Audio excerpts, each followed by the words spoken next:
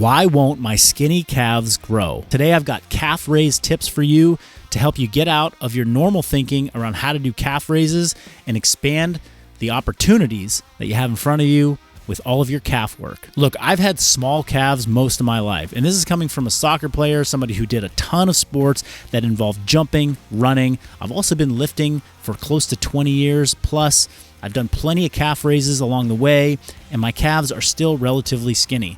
And it's frustrating because I wish they were more proportionate to the rest of my body, and maybe you feel the same way.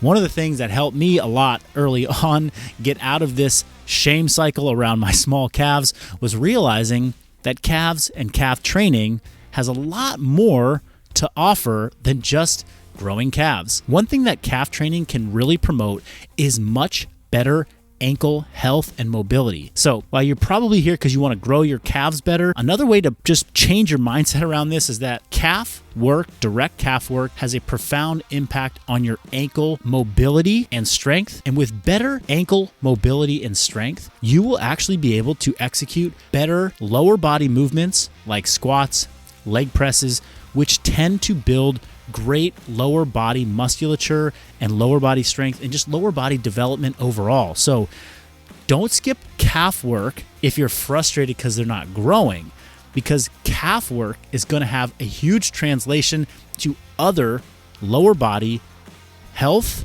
mobility, and strength benefits. Now, you're not going to get a lot of added range of motion in your ankles or mobility if you're not doing full range of motion calf work.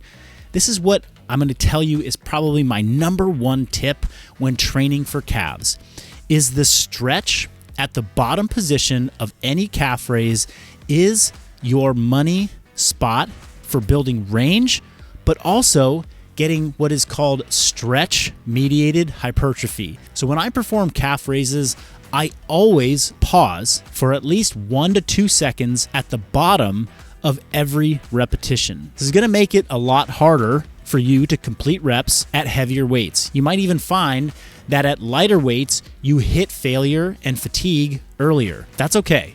Nobody cares how much weight is on the machine.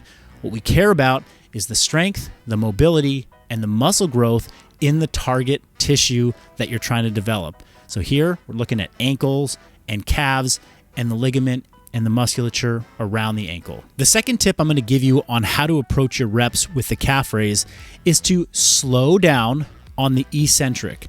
So lower slowly into that bottom position where you're going to pause. Do not just drop right into the bottom position of your calf raise. Using that eccentric overload or increasing of the time under tension that you're lowering is a great way to get muscle damage and breakdown to happen, which can result in greater strength development and hopefully more muscle growth when you're recovered. So if I'm performing reps on a seated calf raise or a standing calf raise machine, I'm thinking lower in 2 to 3 seconds, pause at the bottom for 1 to 2 seconds, and then trying as best I can to hit full range of motion at the top before starting to lower back down. One of the best functional exercises for ankle and calf strength is the sled. Now, when you push a sled and you adopt a low handle position and you really press that sled out in front of you, what you see is you get this really pronounced knee over the toe position, and that's going to put your ankle into a lot of dorsiflexion, which is going to demand that you press through the calf on every single step. So the superset that I like to do is I will get onto a seated calf or a standing calf machine.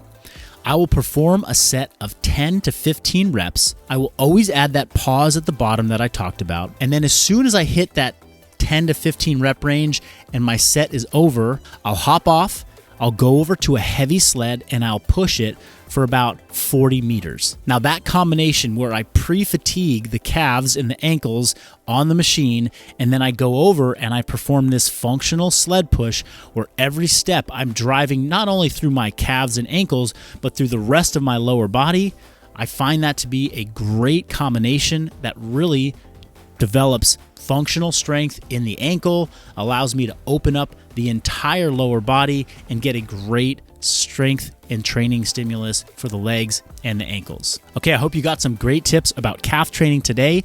If you've got any questions, drop them in the comments below. I want to know what's worked for you. How have you gotten your calves to grow? Because everybody out there seems to be suffering from the same syndrome that I have, which is skinny calf syndrome. I'd love to hear from you. See you next time.